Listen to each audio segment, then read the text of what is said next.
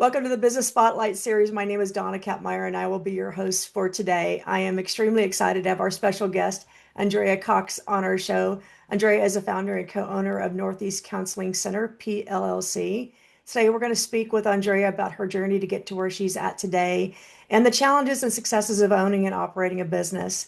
If this is your first time on our channel, please be sure to like and subscribe so you can get notifications when we publish new content. Well, Andrea, welcome to the show. It's really good to have you on. Thank you for inviting. This is going to be fun, and I'm looking forward to talking a little bit about you and your business today. So let's go ahead and get started. So, why did you choose to get in this business in the first place? Tell me a little bit about it. About becoming a therapist or owning a group practice or both.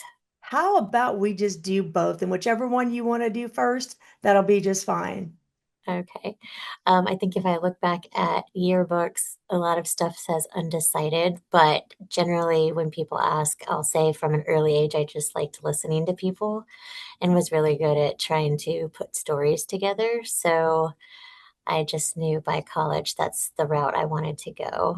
And so I just made that decision early on. So, very good at listening. So, in your business, listening is key. Yes, having to be Absolutely. attuned to people is very big. Awesome. So you knew then, like, I'm a great listener. Let me go into this. So how did you get the business started? What made you decide to open up your own practice?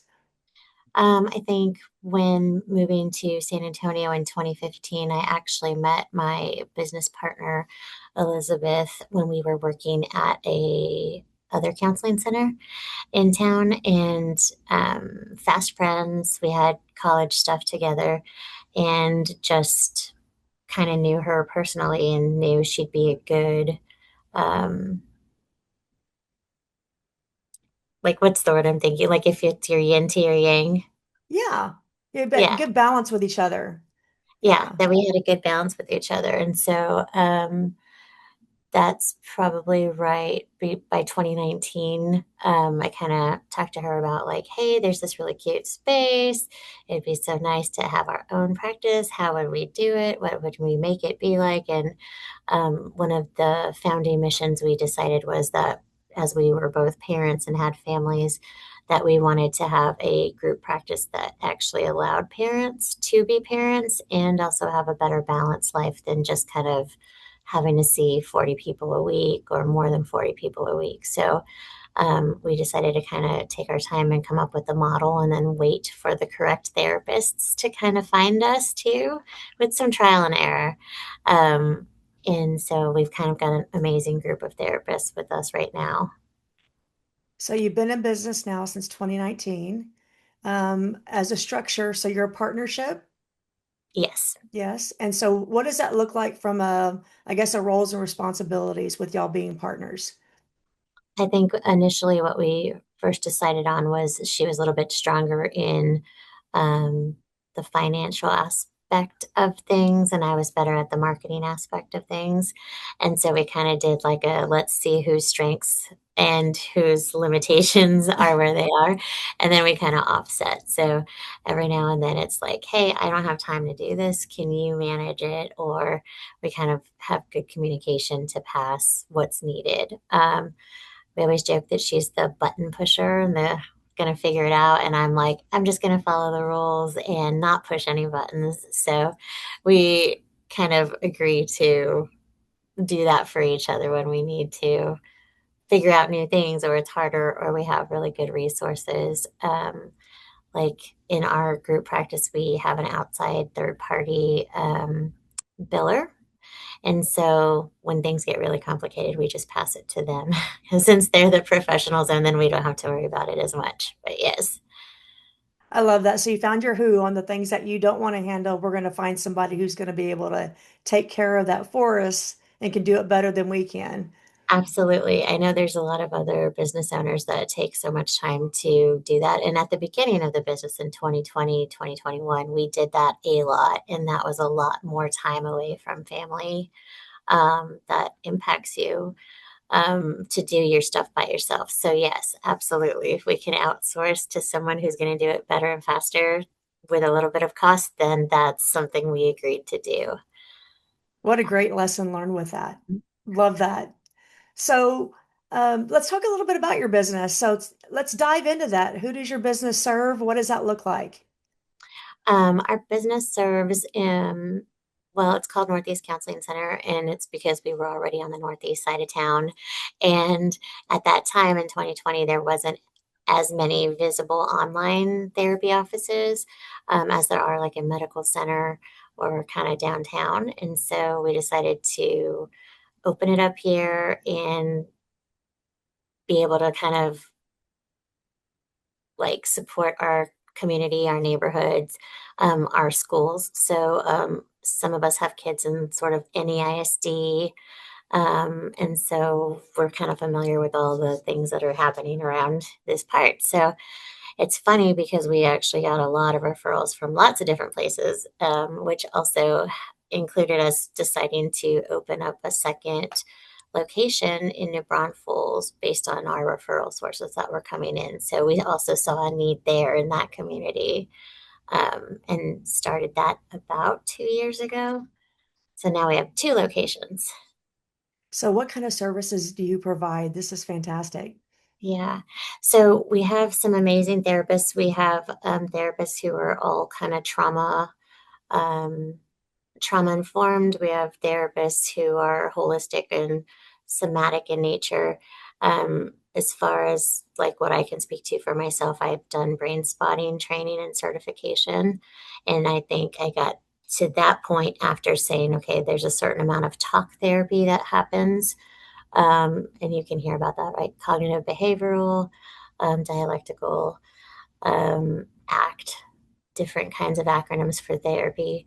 Um, but if you're kind of used to seeing trauma clients, then you realize that a lot of stuff is more body focused. And that's also why it's important to have a therapist that can be attuned with you.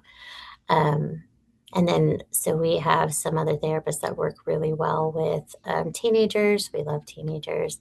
They're fun.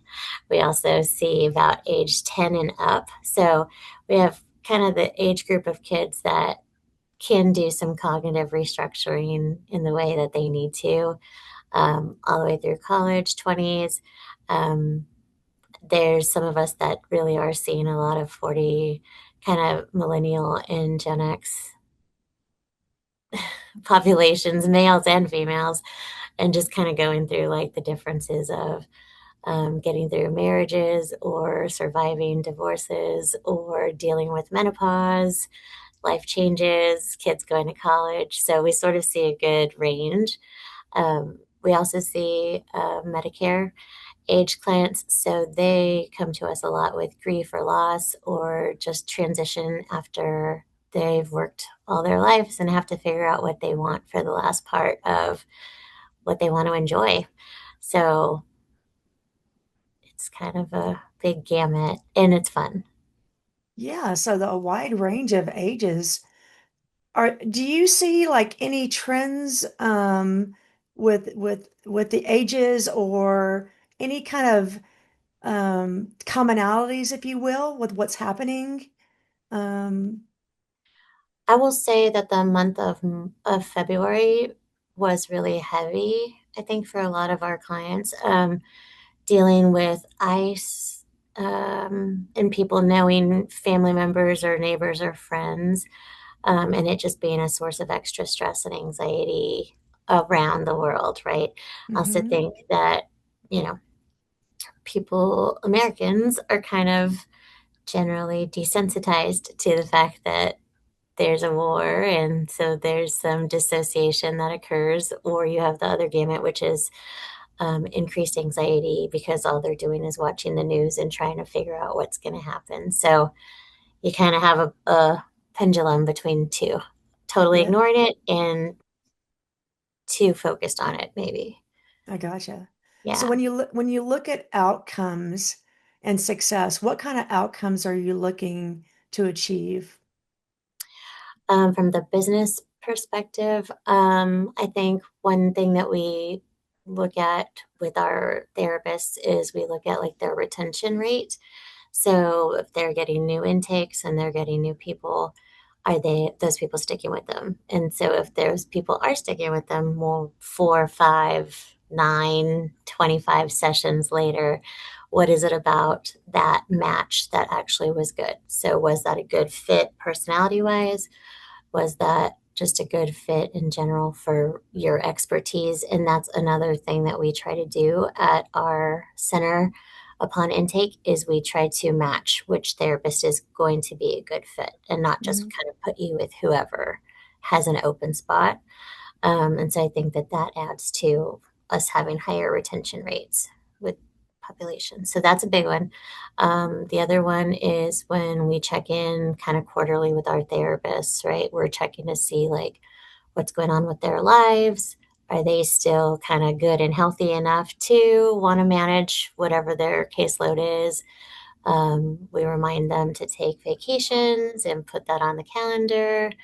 Um, so we're generally trying to check in with like how are they doing as humans, how are they doing as parents, how are they doing with regards to therapy, because it is a tough job and you can get burned out pretty quickly.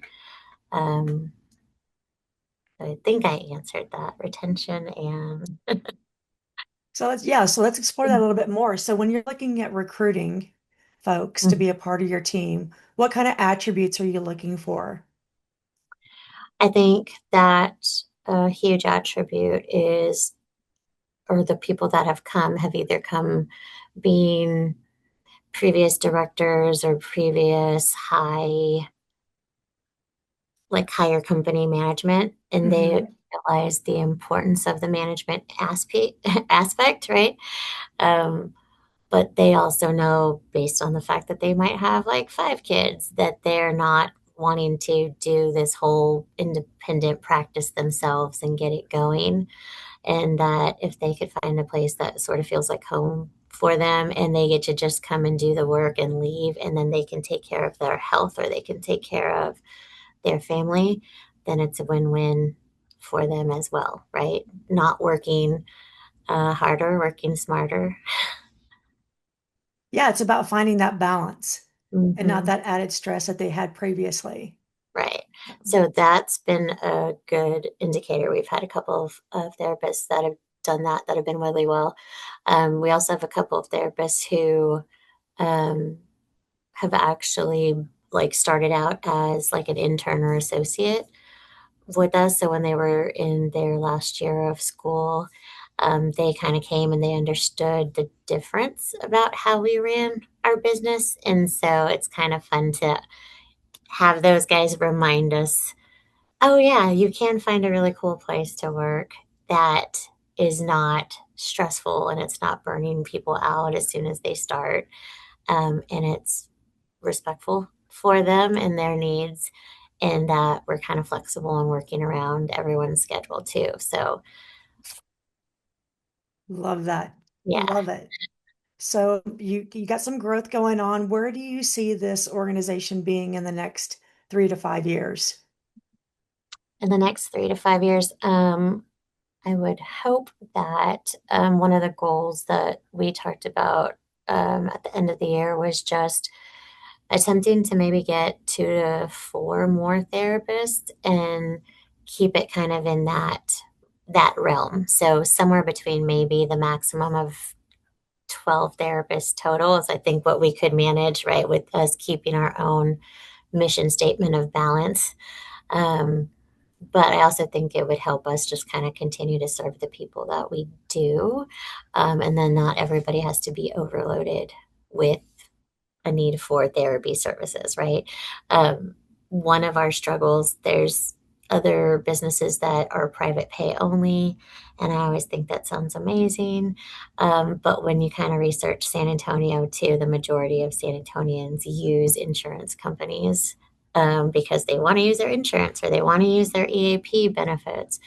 And so um, making sure that we were seeing people who wanted to use their insurance, and also keep in mind that we wanted to see Medicare and Medicaid clients because they definitely need quality therapy as well. And so we wanted to be able to be a place that they could come to. Very good. So we Yeah. talked a little bit about success on the end of the therapist. What about successful outcomes on the part of the patient or the person who's getting the services? What would you define as success for them? I think that if I Well, one, I would say that we do happen at this point in time, thankfully. We have good positive reviews on our Google responses. And so we've been told by a lot of clients that that's actually one of the reasons that they pick us anyway. So that's nice that previous clients have written good things about us or therapists and the services that they've received here. Um, I was going to say word of mouth kind of referrals are like another interesting way. Sometimes, it's like I told my best friend about you, and then I told my family member about you, and then it's like all of a sudden there's all of these relatives that are somewhere scattered through the therapists, not us knowing it, but patients kind of saying, oh, I made these other people start coming to therapy. So I think it's kind of exciting still to get people who have never been to therapy before kind of come in and be less scared after they've left the first session, or they'll say, that's not at all how I thought it was going to be. Kind of changing the model from what it looks like on television to what it is here, kind of built purposely to look like a living room or more comfortable.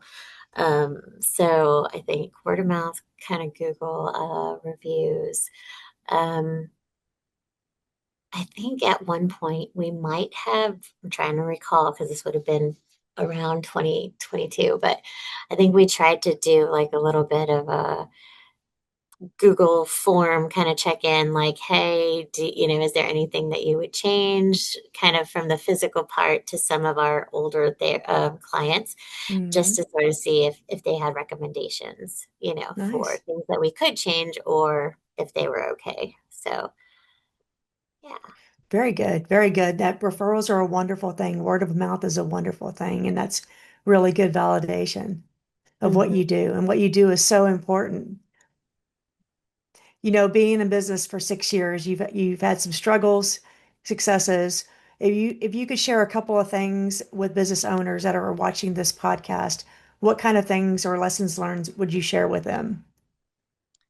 I think making sure you do your research before you start something is really helpful. I think the exciting piece, right, is like, I'm gonna make a logo or this is the fun website or it's these kinds of things that get you excited and going, but making sure you kind of research what your business model is going to be, making sure that you have some KPIs in place, making sure that you use your own resources. So if you have other people that are in the same business or different businesses, kind of checking in with them to find out if there is a piece that you're missing. Um, the big one. If you know that you can't do it or don't have the time to do it, then yes, resource out for sure. Even if there's a cost to it, that will save you so much more time in the long run. And time, there is no price on the time, especially when you first start and you just feel like everything is about your business almost all the hours of the day. And then I also think there's a piece of transition somewhere in the middle where you're going, I think we used to do it this way and I can't remember, but we did it some way. Um, we're realizing maybe survival, especially since we opened up right before COVID. I know that first year felt like it was more survival for lots of reasons, not just the business at that time. But yeah, so Yeah. asking for help when you need it or guidance, but also doing your research for sure. Love that. Love that. Yeah. Use your resources.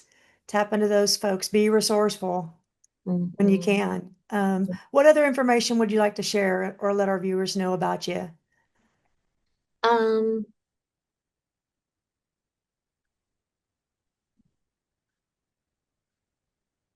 as in What's the just best way for folks to get in contact with you? How about that?